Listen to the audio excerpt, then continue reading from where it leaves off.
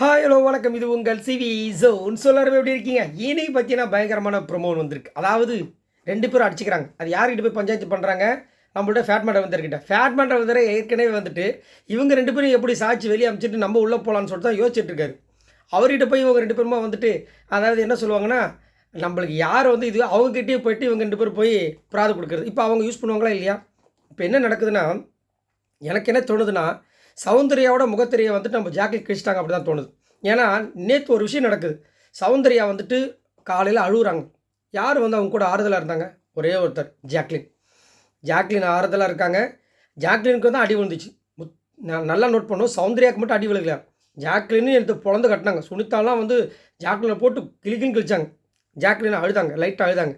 ஆனால் இவங்கள மாதிரி பெருசாக க்ரியேட் பண்ணல. ஏன்னா அவங்களுக்கு தெரியும் வந்ததுலேருந்து அவங்க இப்படி தான் பேசுகிறாங்கன்னு. அதேமாதிரி ஒரு இடத்துல சௌந்தர்யாவை சூப்பராக பவித்ரா சொல்லியிருப்பாங்க. சௌந்தர்யா என்ன சொல்லியிருப்பாங்க, ஜாக்லின் வேணும்ட்டு போய் நான் இது பண்ணுறேன் அது பண்ணுறேன். டேய் உன்னை அழ வைக்கிறதுக்காக சொல்லியிருக்காங்க. மற்றபடி நீ வெளியில் இப்படி தெரியும் நான் அப்படி தெரியும் அது மாதிரி நீ ஓவராக வந்து திங்க் பண்ணான்னு சொல்லியிருப்பாங்க.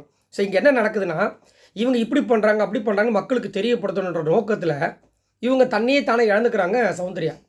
இப்போ கூட என்ன சொல்கிறாங்க, நம்ம ஜாக்லின் மேலே ஒரு குற்றச்சாட்டு வைக்கிறாங்க.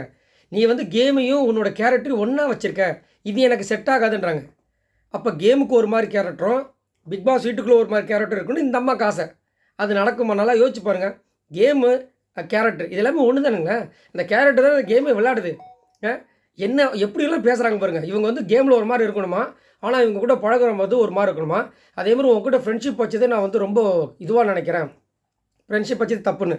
உங்கள் அம்மா இருக்காங்க பார்த்தீங்களா, உங்களோட மம்மி பெற்றவங்க, அவங்களே வந்து என்ன சொன்னாங்க, ஜாக்லினை பற்றி பின்னாடி பேசாத, ஜாக்லின் கூட ஏன் சண்டை போடுற, அந்த பொண்ணு உன்னை என்ன பண்ணிச்சு, இது வரைக்கும் உன்னை ஏதாவது சொல்லியிருக்காள், நீ ஏன் அந்த மாதிரி பண்ணுற, இப்படி தான் சொன்னாங்களா இல்லையா?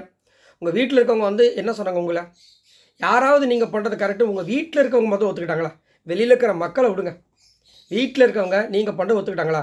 நீ இந்த மாதிரி வீட்டில் இல்லையே, இங்கே என்ன புதுசாக அப்படி பண்ணிட்டு இருக்குன்னு கேட்டாங்களா இல்லையா? ஸோ இதே விஷயங்கள் தான் இப்போது என்னென்னா, இப்போ சௌந்தர்யாவுக்கு வந்து பிஆர் டீம் இருக்குன்னு சொல்கிறாங்க பார்த்தீங்களா, இந்த இன்ஸ்ட்ரக்ஷன்ஸ்லாம் அவங்க தான் கொடுக்குறாங்கன்ற மாதிரி ஒரு விஷயம் போகுது. நம்ம ஜேம்ஸ் வசந்தன் சார் சூப்பராக ஒன்று சொல்லியிருந்தார். அவங்க வந்து இந்த மாதிரி நீங்கள் பண்ணுங்கள், இந்த மாதிரி நீங்கள் நாங்கள் சொல்கிறத பண்ணுங்கன்ற மாதிரி அவங்க முன்னாடியே சொல்லி அனுப்பிச்சிடுவாங்க. அந்த மாதிரி தான் ராணுவுக்கு சொல்லி அனுப்பிச்சதுனால தான் ஒரு வார்த்தை வந்துட்டு நம்ம விஜய் சேதுபதி கேட்டிருப்பார், நீங்கள் உண்மையிலேயே இப்படி தானா இல்லை கேமுக்காக பண்ணுறீங்க, கேமுக்காக பண்ணுறேன்னு. ஸோ இதுதான் நம்மளுக்கு எவிடன்ஸ் க்ளூ.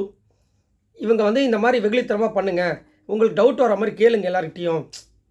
அப்போ வந்துட்டு நாங்கள் வந்து அதை வந்து என்ன பண்ணுவோம், இன்னசென்ட்னு சொல்லிட்டு பரப்புவோம். அந்த மாதிரி இவங்க வந்துட்டு இந்த மாதிரி விஷயங்கள்லாம் செஞ்சு பரப்புறது. இதில் வந்துட்டு எனக்கு அவங்களுக்கு செட் ஆகாதுன்னு வேறு சொல்லிடுறாங்க. அப்போது ஜாக்லின் அழகாக ஒரு வார்த்தை சொல்லிடுறாங்க. என்ன சொல்கிறாங்க, உனக்கு நல்ல கேம் விளையாட தெரியுது, எதை எங்கே பேசணும், எங்கே எதை பதிவு பண்ணணும், எதை பதிவு பண்ணால் நல்லா ரீச் ஆகும், மக்கள்கிட்ட போய் எதை கொண்டு போய் சேர்க்கணும், இது எல்லாமே உனக்கு தெரிஞ்சிருக்கு, எனக்கு அந்த மாதிரி தெரியலம்மா, என்னை விட்டுரு அப்படின்னு போகிறாங்க. ஆமாம் நீங்கள் ரொம்ப சேஃப் கேமு, இந்த அம்மா நீங்கள் ரொம்ப சேஃப் கேம்ன்றாங்க. உண்மையிலே பார்க்க போனால் சேஃப் கேம் இல்லாத ஒரு பிளேயர் என்னை பொறுத்த வரைக்கும் ஜாக்லின். ஏன்னா அவங்க பாட்டுக்கு சர அடிப்பாங்க. அது நல்லதாக இருந்தாலும் கெட்டதாக இருந்தாலும் மாதிரி அது ரெண்டாவது பக்கம். அவங்க கெட்டதும் பண்ணியிருக்காங்க நல்லதும் பண்ணியிருக்காங்க. பட் யோசிக்காமல் அடிக்கிறது சேஃப் கேமே கிடையாது. யாராக இருந்தாலும் எந்த பிரச்சனை இருந்தாலும் இப்போ பேசுகிறது, இது வந்து எல்லார்கிட்டையும் நடந்திருக்கு. சரிங்களா? ஜாக்லினோட வந்துட்டு இவங்க அப்போ இது அதெல்லாம் வேணாம். ஜாக்லின் இது வரைக்கும் உண்மையாக நடந்திருக்காங்க. அதே மாதிரி ஃப்ரெண்ட்ஷிப் அப்படி சொல்கிறாங்க பார்த்தீங்களா, அதுக்கு எனக்கு தெரிஞ்சு ஜாக்லின் உண்மையாக தான் இருந்திருக்காங்க. முதுகில் யாரையும் குத்துனது கிடையாது. பட் இவங்களை நிறைய பேர் குத்திருக்காங்க, அது உண்மை. நானே வந்துட்டு ஜாக்லினோட கேம் நிறைய விமர்சனம் பண்ணியிருக்கேன். பட் இந்த ஃப்ரெண்ட்ஷிப் அப்படி வரும்போது நம்ம அதையும் விமர்சனம் பண்ணியிருக்கோம். இப்போ வந்து டால் டாஸ்கில் வந்துட்டு ஜாக்லின் வந்துட்டு அந்த பொம்மையை வந்துட்டு ரயான் பொம்மையை பிடுங்கிறதுக்கு எத்தனை பேர் வந்து பண்ணியிருப்பாங்கன்னு சொல்லிட்டு ஒரு பக்கம் அழுதுருப்பாங்க. அது ஒரு வகையான ஃப்ரெண்ட்ஷிப் தான். புரியுதுங்களா? ஒருத்தனை இப்படியா டார்கெட் பண்ணுவாங்கன்னு சொல்லிட்டு அழுதாங்க. இந்த ஜாக்லினுக்காக சௌந்தர்யா அழுதாங்களா, இல்லை ரயான் எழுதாரா, இல்லை ஜெஃப்ரி எழுதாரா? யாரும் அழல. இவங்க அதே மாதிரி ஜெஃப்ரியை வந்து பாதுகாக்கிறதுக்கு ஃப்ரெண்ட்ஷிப் பண்ணுற ஒரு விஷயத்துக்காக ஒன்று பண்ணாங்க. ஆனால் இவங்களுக்காக நான் சப்போர்ட் பண்ணுறேன்னு வம்படியாக வந்தது யார்? சௌந்தர்யா. ஒரு இடத்துல வந்து மஞ்சருக்கும் ஜாக்லினுக்கும் ஒரு பிரச்சனை போகும். இந்த அம்மா நடுவில் வந்துட்டு காண்டாவுதுன்னு சொல்லிட்டு நாய் மாதிரி பண்ணியிருப்பாங்க, நாய் குலைக்கிற மாதிரி பண்ணியிருப்பாங்க, இந்த மாதிரி நிறைய விஷயங்கள் பண்ணியிருப்பாங்க. இதை யாராவது கேட்டாங்களா உங்ககிட்ட? அதே மாதிரி டெவில் டாஸ்கில் வந்துட்டு இது ஒன்றும் உங்கள் ஒப்ப வீடு கிடையாதுன்னு தர்ஷிகா வந்து சொல்லியிருப்பாங்க. யாரா ஜாக்லினை. ஆனால் சௌந்தர்யா அங்கே நடுவில் வந்துட்டு ஊன்னு சொல்லிட்டு அங்கே ஒரு சீன் கிரியேட் பண்ணியிருப்பாங்க. இதெல்லாம் என்னது? இதை கிரியேட் பண்ணால் ஃப்ரெண்டுக்காக எப்படி வந்து சொல்கிறாங்க பாருங்கள். இதில் வந்து ஒன்று பண்ணியிருப்பாங்க, எங்களுக்கு நடிக்க வராதுங்கன்னு சொல்லிட்டு. அப்பப்பப்பா பிக் பாஸ்க்குள்ளே ஃபுல்லாக நடிப்பு தான், அப்புறம் நடிக்க வராது. செம்மையாக இருக்குல்ல. ஒரு சில பேர் அதாவது இப்போ பிக் பாஸ் கேம் எப்படி போயிட்டுருக்குன்னா வேறு ஒரு கோணத்தில் போயிட்டுருக்கு. நம்மளாம் நினச்சிட்ருக்கோம் அவங்க வாழ்கிறாங்கன்னு, நம்மளை வந்துட்டு போட்டு பாடாக படுத்துகிறாங்க. ஆனாலும் இந்த இதில் வந்துட்டு ஃபேட்மேனுக்கு நிறைய க்ளூ கிடச்சிருக்கும். ஓகே, இவங்க 2 பேருக்கு எது வீக்னஸ்ன்னு தெரிஞ்சு போச்சுன்னு. அதேமாதிரி நேற்று ஃபேட்மேனே சூப்பராக சொல்லியிருப்பார் நம்ம சௌந்தர்யா கிட்ட.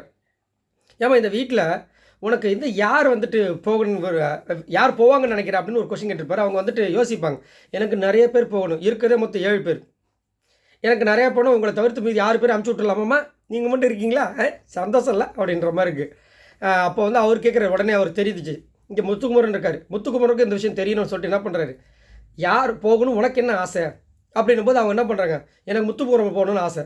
அப்போ ஒரே ஒரு கேள்வி தான் கேட்குறாரு அவர் முத்துக்குமரன். அப்போ இல்லை, இந்த பிக் பாஸ் வீட்டுக்குலாம் நிறைய பேர் சேஃப் கேம் விளாட்றாங்க, அதில் தீபக்கும் சேஃப் கேம் விளாட்றாரு, இது உங்களுக்கு தெரியுமா அப்படி யோசிக்கிறாங்க. தெரியுன்ற மாதிரி மண்டே ஆட்டுறாங்க.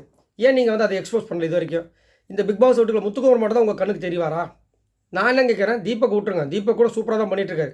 ஃபேட்மெண்ட் வந்திருக்கு, தீபக்கை தள்ளிட்டு, ஏன்னா தீபக் ஓட்டு கொஞ்சம் கம்மியாக வருது அன்அஃபிஷியலில், அதனால் அவரை வெளியே அனுப்பிச்சிட்டு நம்ம உள்ள போயிடலான்னு ஒரு தப்பு கணக்கு போட்டுட்ருக்காரு. அதேமாதிரி இந்த தப்பு கணக்கு மட்டும் இல்லை, நிறைய தப்பு கணக்கு போட்டுட்ருக்காரு. இவரால் தான் இப்போ முத்துக்குமரனுக்கு ஒரு பெரிய ஒரு ஆப்பையும் வச்சார். சரிங்களா?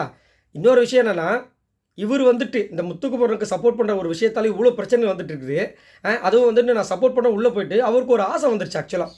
ஏன்னா அந்த ஒரு எக்ஸ்சேஞ்ச் சொன்னாங்க பார்த்தீங்களா, அந்த 2 எக்ஸ்சேஞ்ச் உண்மைன்னு நினச்சிக்கிட்டு என்ன பண்ணிட்டு இருக்காரு இவர். நம்மளுக்கு தெரியும் முக்கால்வாசியில் 99% அது ப்ராங்காக தான் இருக்கும். ஏன்னா ஒருத்தன் இவ்வளோ நாள் 1வது நாள்லேருந்து இப்போ வரைக்கும் அவனோட ஃபுல் எஃபர்ட் போட்டுட்டு திடீர்னு ஒருத்தன் அந்த ஒரு வாரத்தில் நான் பர்ஃபார்மன்ஸ் பண்ணேன்னா, எப்படிப்பட்ட ஒரு கலைஞன், அதாவது கலைஞனே இல்லாத ஒருத்தன் கூட நடிக்கணும்னு நடிச்சிடும் ஒரு வாரம். அந்த மாதிரி நீங்கள் ஒரு வாரம் அவங்களை இது பண்ணிட்டு ரீப்ளேஸ் பண்ணுறதுல எந்த இடத்துல நடக்கிறதுக்கு வாய்ப்பு இருக்குனால யோசிச்சு பாருங்கள். இது எல்லாமே என்னென்னா இந்த வாரத்தை சுவாரஸ்யப்படுத்துறதுக்கு அவங்க பண்ணதாக தான் நான் நினைக்கிறேன். இதை தான் முதல்ல சொல்லிட்டு இருக்கேன். பட் உள்ளே போன ஃபேட்மேன் இவ்வளோ பெரிய ரிவ்யூ அவருக்கு தெரியாமல் போயிடுச்சு. அதான் கஷ்டமாக இருக்குது. ஏன்னா எங்களுக்கெல்லாம் முன்னாடி அவர் இதெல்லாம் அனலைசிஸ் பண்ணி தான் போயிருப்பார். ஆனால் அங்கே போய்ட்டு என்ன ஆகிடுச்சு, அந்த மைண்டுக்குள்ளே வந்ததுனால முத்துக்குமருக்கு சப்போர்ட் பண்ணுறேன்னு சொல்லிட்டு ஆப்போசிட் இருக்கிற சௌந்தர்யா ஜாக்லின்லாம் நல்லா இது பண்ணிட்டு இருக்காரு, ஏற்றி விட்டுட்டுருக்காரு. அவங்க நேற்று ஆனால் என்னை கேட்டிங்கன்னா நேற்று சௌந்தர்யாவுக்கு விழுந்த அடியை விட ஜாக்லின் தான் அதிகப்படியாக விழுந்துச்சு. ஆனால் அவங்க அழுது சிம்பத்தி கிரியேட் பண்ணி படம்னா பண்ணியிருக்கலாம். ஆனால் அது அவங்களுக்கு வீக்னஸ் ஆகிடுச்சுன்றது தெரிஞ்சு போச்சு. ஏன்னா நிறைய இடங்களில் பதிவு பண்ணாங்க, நீங்கள் அழுது இந்த மாதிரி பண்ணுறீங்க, நீங்கள் இந்த மாதிரி பண்ணுறீங்கன்னு. அப்போ இதெல்லாம் எதுக்கு பண்ணணும்? சரி ஓகே பண்ணு, கலாய்க்கிறியா? இப்போ சுனிதா கலாய்ச்சாங்க, ஓகே கலாய்ச்சிக்கோ. சாச்சனா கலாய்ச்சிக்கோ ஓகே அப்படின்னு. சாச்சனாவை பற்றி ஒன்று சொல்லணும், ஒன்று அடுத்தடுத்து போதில்லை.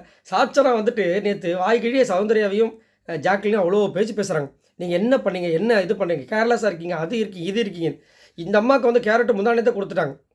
கரெக்டாக முந்தானத்தை கொடுத்துட்டாங்க. இதில் ஒரு டான்ஸ் வரும் தெரியும், எல்லா டான்ஸை பார்க்குறாங்க. நேற்று மின்சார கண்ணா அப்படின்னு ஒன்று வருது. அந்த மின்சார கண்ணால் அவங்க ஆனதை பார்த்து நம்மளுக்கு மின்சாரம் தாக்கினா மாதிரி எவ்வளோன்னு இழுத்துக்குச்சு.